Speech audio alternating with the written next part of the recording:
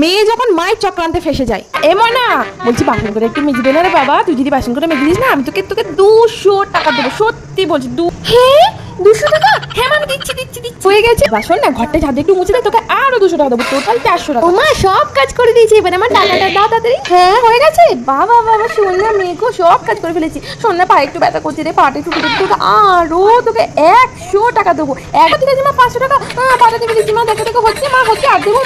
হ্যাঁ নিচে দিয়ে একটু দে, একটু নিচে দিয়ে ভালো করে। হয়ে গেছে। এবার আমার 500 টাকাটা দাও। বই বাবা না দিয়ে কোথায় যাবো? তুই সব কাজ করে দিলি, এই নে 500। হ্যাঁ মা তো সত্যি 500 টাকা দিল। আজকে আমি বড় লোক হয়ে গেলাম। তোর ফোনটা ধরিস, স্পিকারে দিয়ে দি ফোনটা। হ্যাঁ হ্যালো মা, বলো পৌঁছে গেছো তো? আরে এই পৌঁছালাম। শোন না, বলছি কি পুটিকে 500 টাকা এই রে 500 টাকা দিয়ে দিয়েছি মা, চিন্তা করো। রাখলাম মা, ফোনটা রেখে দাও। এই রে পুরো ফেসে গেছে, এখন আমি এখান থেকে পালাই। তার মানে 500 টাকাটা দিদা আমাকে দিয়ে গেছে। মা আমাকে গাধার মতো কাটিয়ে নিল। 500 টাকাটা দিয়ে দিল। দূর ভালো লাগে।